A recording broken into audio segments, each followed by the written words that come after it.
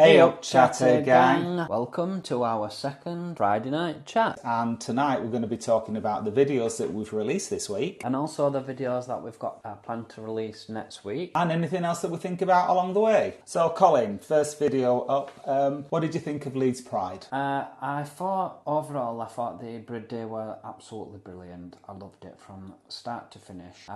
We had a good time up in Millennium Square, getting excited for the parade to start. I filmed it for the Chatter Gang. I must say that parade went on and on and on. Do you know, the thing was, it wasn't too bad for me because I was in the parade and I thoroughly loved it, like showing off, and those bubble machines that we had, the crowd absolutely loved them. Honestly, it was unbelievable. People were like screaming, "Oh, bubbles, bubbles!" But yeah, that was a really good idea to get those bubble machines. But when I came to edit the video together and I was looking through all that footage that you shot, I was like, oh my goodness, how long did this parade go on for? Do you remember we watched the Belfast parade that Walk With Me filmed? That was a really long video. I had to have a little rest in between, but I think Leeds was even longer. The thing is, the organisers don't approach anybody to be in the parade, and all the organisations that go on the parade, how do you limit them? How do you turn them away? And I don't think they can. It'd be very difficult, I think, but yeah, you're right. The thing that struck me was there wasn't an awful lot of originality in the parade. A lot of the big companies, they didn't have a float, which I get because the health and safety is just a nightmare now and it's really expensive to have a float. But they just buy t-shirts for all the staff, and you might get like 50 to 100 people just all grouped together walking down the street, which is fine, but that was every single company almost. And the ones that put in that extra effort and a bit of originality, they really stuck out. They did, such as like the dancing group. And I know it's easy to say dancing's dancing, but no, it was really good. That group. Yeah, the Morris dancers, the brass band, that guy that walked in front of the fire engine on stilts. Those are all things that really stick in your mind, whereas I would say a good 90%, there wasn't that originality there. No, there weren't. And then we moved down to the main stage then, didn't we? We met in the main stage afterwards. Yeah. Which, as always, Leeds Pride, where it's situated is in Lower Briggate, where all the bars are, and I get the reason why the main fundraising is taking place from the pubs, and the pubs don't want the parade to, the pubs don't want the Pride to go away from their area. However, that place is so condensed with people, it's mad in it. Yeah, we couldn't get anywhere near the main stage. I think, as you saw in the video, we couldn't get anywhere near it, and you're just constantly in a crowd all the time. Well, my thoughts on this, and I say it every year, and I don't want this to, I don't want for me to say, well, I don't want what I say to happen, but I really think that one year there's going to be a serious incident down there by overcrowding, an accident, and then emergency services can't get there. It's just, to me, it's just absolutely chaotic. They had expanded the area this year, and to be honest, I don't think it felt quite as crowded as it usually does. We thought it was a bit quieter this year, didn't we? Because the forecast was really bad for the day. It was supposed to forecast thunderstorms. As it turned out, it didn't rain at all. But we thought that would maybe put people off. But the official figure said there was more than 10,000 more than usual. Yeah. I just think that the pubs are too crowded. The main stage area is far too crowded, and it's, to me, it's just chaotic where it is. But because the pubs are there, that's where it's always going to be, I think. I must say, if you remember when Leeds Pride was held outside of the city in a park, that was a bit of a letdown anyway, wasn't it? I've never been to one outside the city. They've all been city centres, the one that I've been to. On the plus side, we did meet a lot of the Chatter Gang, didn't we? We did. We met quite a few, but unfortunately, some of them where we did meet, it was just far too noisy and too crowded to film a video, weren't it? Yeah, there's only really Nielsen, Martin, who we could got a video with, which I showed you that in the big video. I really like those two because they said, "Oh, we've been practicing."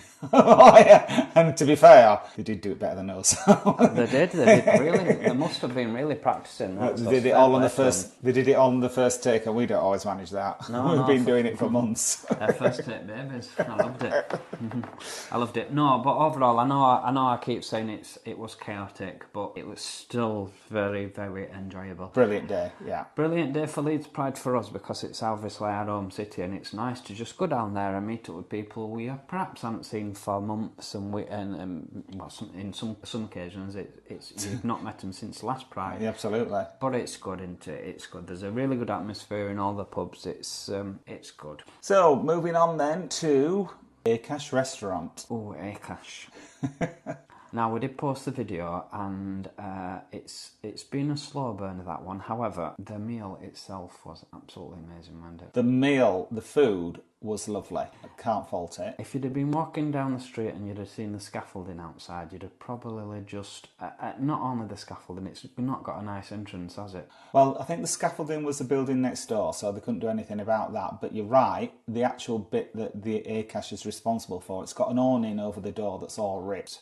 And we would not have gone in there had it not been for Leighton recommending it to us.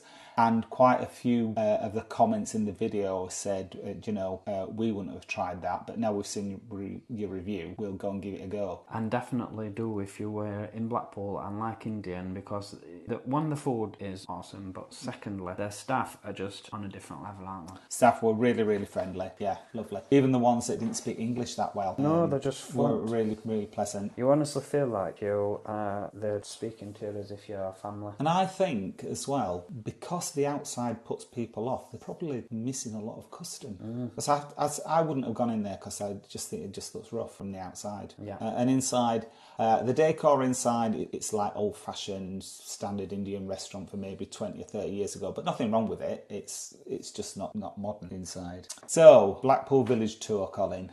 Yes, it's extended. We've shown you some pubs that we've not been in before.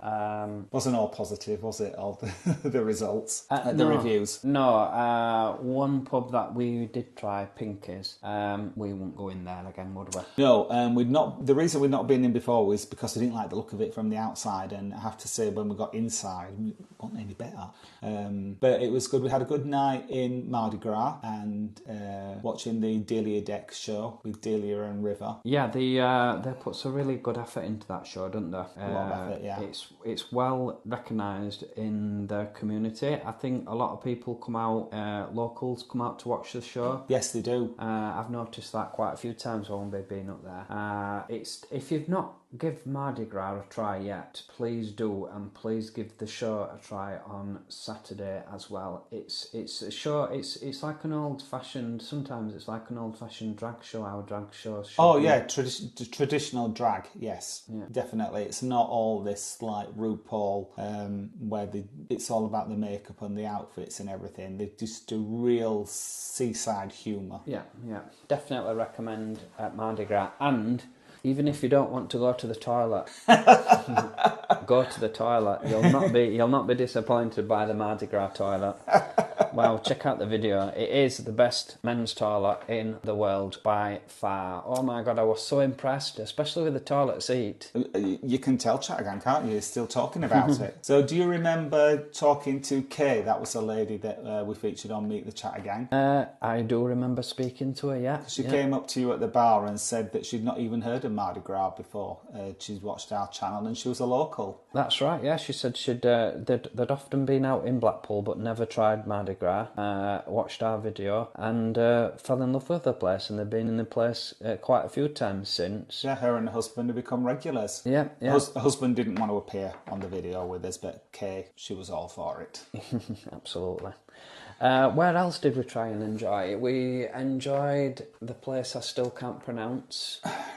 Rendezvous. That was new to us pretty much, wasn't it? Yeah. We popped in at Blackpool Pride, but we weren't doing a village review that time.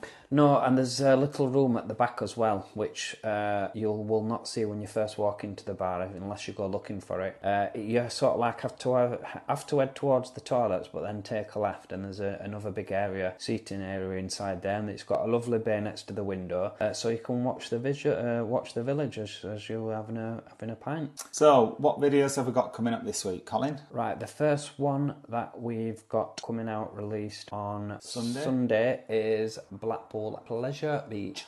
Yes, we've had this on our list for a long time, but finally we got there, and the weather was kind to us, wasn't it, on the day? It was good. It was all right on the night. It was.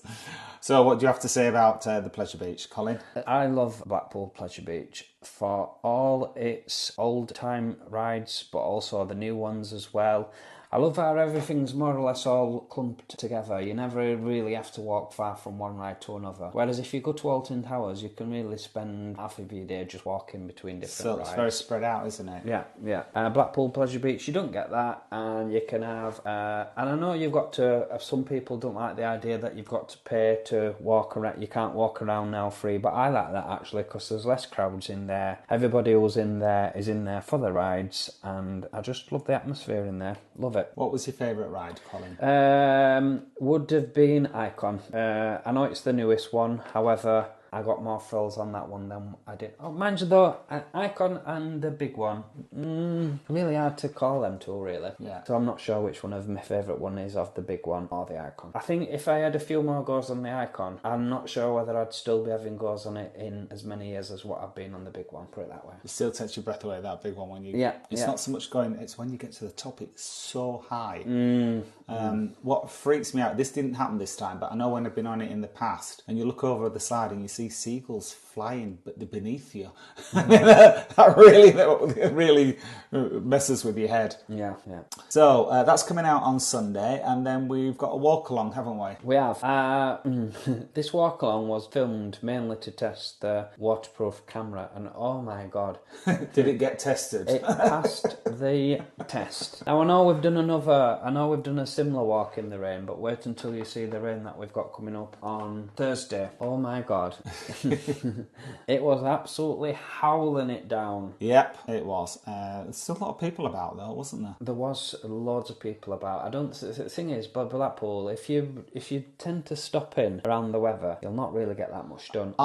You'll spend a fortune. I think that anywhere in the UK, if you let the weather dictate what you're going to do, you'd never come out of the house. No, you wouldn't. However, having said that, the rain was so bad on that walk along, it wasn't as bad as it was when we were at Blackpool Zoo, was it? No, That's another video that's coming out this week. Oh, well, that's...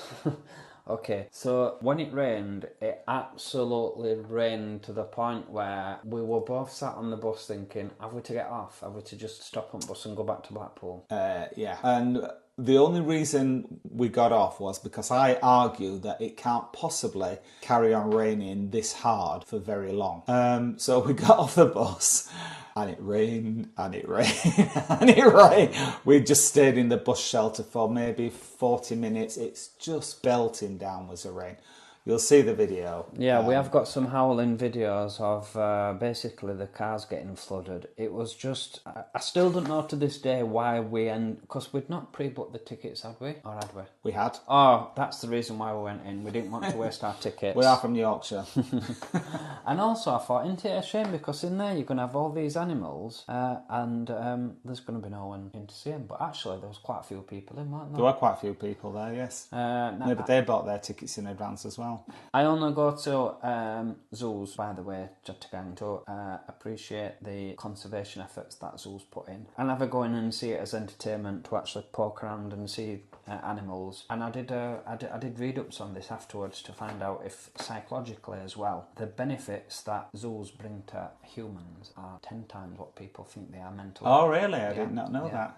And also the impact that the conservations have on the actual animals that they have in the zoos, and how much a good job they are doing on breeding programs and in some animals actually keeping them alive, and some of the animals would be extinct now if it weren't for zoos. Yeah, I think there's arguments both ways, the 2 and 4 zoos, and I think it takes someone who knows a lot more than I do about it to know whether they're a good thing or not. I imagine there's arguments either way. Although times do move on, we were watching a video about Blackpool Tower, and it said that the animals were let out and they would take them down onto the beach. Oh, that's right. Walk on the Wild Side, wasn't it? They take the elephants The elephants were performing in the circus. Of course, I don't think they allow animals to perform in circuses anymore. No. Certainly not wild animals. Maybe they have horses performing. I don't know. Not been to a circus since I was 8. But yeah, they used to take the elephants out of the bottom of the tower and out onto the beach. Wow. So times have moved on for the better, I think. Absolutely. So those are the videos that are coming up for you this week. Colin, have you got anything else on your mind for the chat again? Do you know something? I've had such a busy week this week. I've not really had time to have a thought about what subjects I would like Well, to luckily speak for about. you, I haven't had such a busy week. Good. I'd like to clear up a couple of points that we weren't able to include in the Lisbon video. Oh, right, okay, go on. So we went to Lisbon for a weekend, as you know, Chatter Gang, and there were 3 points that I wanted to talk about with you. One was, and this was really interesting, because we only went for, was it 4 nights or 3 nights? 4 nights we went. 4 nights. And for the first day I was like, oh, it's not quite Spain, is it? So and I was comparing it to Spain the whole time. And then I had a little chat with myself and I was like, yeah, well, you're not in Spain, you're in Portugal. And I said to you, didn't I? I've enjoyed it a lot more now. I'm not comparing it to Spain. And you said to me, I did exactly the same. You were just comparing it to Spain the whole time. And it's not Spain. I won't say it's completely different, but it's quite significantly different. So if you do go to Portugal for the first time, just bear in mind it's not Spain. Yeah, when I stopped thinking about that, actually, that's when I started to enjoy Portugal for much more things. Yeah. I'm not saying I prefer Portugal to Spain. Oh, no. I don't. I prefer Spain to Portugal. However, I appreciated it so much more when I kept thinking. Yeah, it's just different, isn't it? Yeah, it's a lot different. So the other thing that I wanted to mention was about the drinks. Now, the first night we went into a bar, and it wasn't a fancy bar, was it? It was just your basic bar, quite a small little bar. And our friend who we'd gone with, a group of mates, he got a mojito, which was €5. That's kind of like what the prices are in Spain. Bearing in mind this is the first night and I'm still comparing Portugal with Spain. So we went to get our favourite drink, which is gin and tonic, and I expected it to be about the same, €5 or €6. How much was it, Colin? I'll tell you exactly how much it was. It was €24. That was for 2 drinks, so €12 each. That's versus a cocktail, which was €5. And we thought we'd been ripped off, didn't we? Yeah.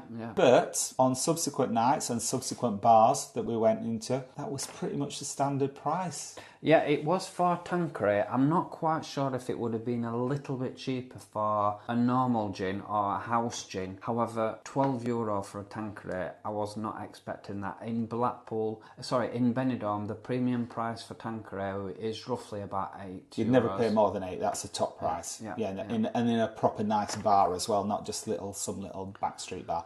So the lesson that I want to pass on to you is just check what the price of the drinks are before you buy them. Absolutely, because I think, sorry for interrupting you there, That's Tim. okay. I think if you do ask, you will find lots more bargains they are on offer than if you don't ask. Yes, I think you're right there. And the final thing that we wanted to clear up about Portugal, well, not so much Portugal, but certainly in Lisbon, was the pavements.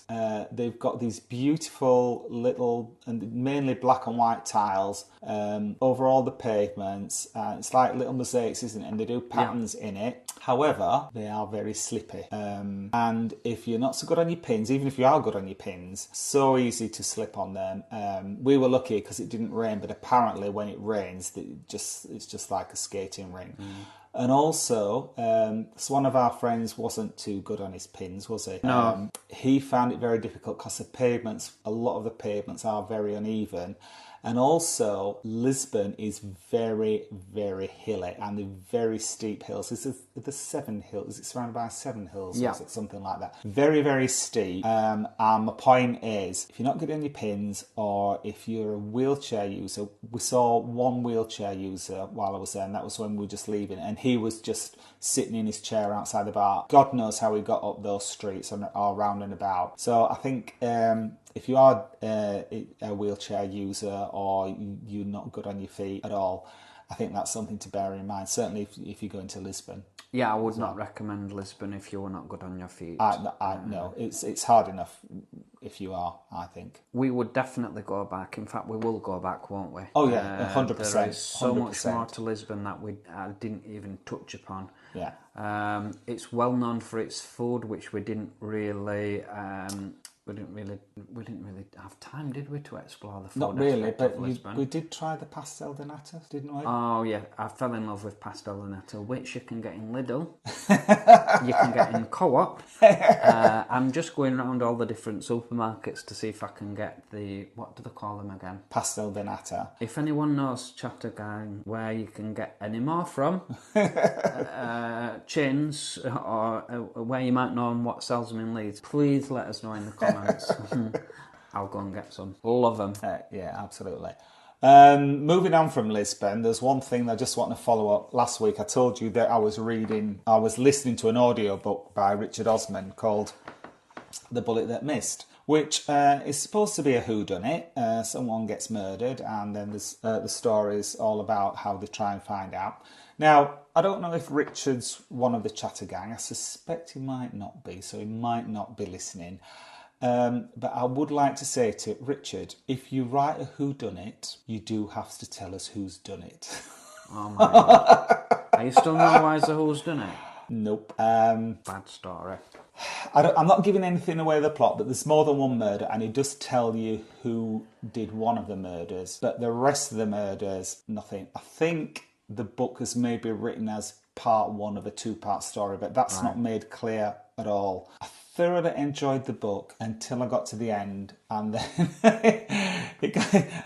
I was just listening to the final paragraph and it finished, and I was like, but I don't know who's done it. So I'm going to have to wait for the next book to come out. But just so that you're aware, everybody, if you read The Bullet That Missed, you ain't going to know who's done it by the time you get to the end of it. So some good news this week for Blackpool, wasn't there, Colin? Oh, yes. I was quite excited when you told me about this, Tim. Yep. There's going to be some investment in what's currently called the Gay Village in Blackpool. There's been a committee set up, and they're looking at what they can do to improve the facilities in the area, make it more family friendly, customer friendly, improve the facilities that are in there, make it more of a daytime place. It does very well in the evenings with the LGBT plus bars. However, they are not going to call it the Gay Village. They're not going to give it any name, but they're going to have a mantra for that area. And I've read this in the Blackpool Gazette. And the mantra is, be who you want to be. Be who you want to be. I quite like that. Yeah, and it's more or less in line with what Pride's become, because it used to be, people always used to call it Gay Pride, because it was for the LGBT community. But now it's more about being proud for who you are, and that applies to everyone, straights, gays, lesbians, trans, everyone. So I think that's positive. Really. However, I've been thinking about this, Tim, today. I think we should try and come up, or even ask the Chattergang for some suggestions on what could be included in the what's it called again? Be who you want to be. Be who you want to be area of Blackpool. So it's things for during the day. That is such a good idea. What would you suggest? Now, the only thing that I could suggest, and we will send these off to we'll send these off to the right people in Blackpool that will hopefully pass it on to the right crowd that's going to be getting this place together. But I was thinking of a playground, a colourful playground for kids in Pride colours. That's one thing, because you've got to think of what will attract people to the be who you want to be area in Blackpool. What will bring to the people? What will all families? What will people want to do in the daytime as opposed to the pubs on a night? Yeah, I don't think there's that many cafes in that area. There could be cafes. They could definitely clean up the area and make it more appealing. Yes. And make it more colourful. Do you know what else? And I've said this about Blackpool for a long time. It's not pedestrian friendly. I think someone come up with. I saw a suggestion from somebody in the comments, and someone suggested shutting Lord Street for traffic. Yeah. Only lane traffic on there, so for deliveries to the hotels, and putting some kind of seating down the middle.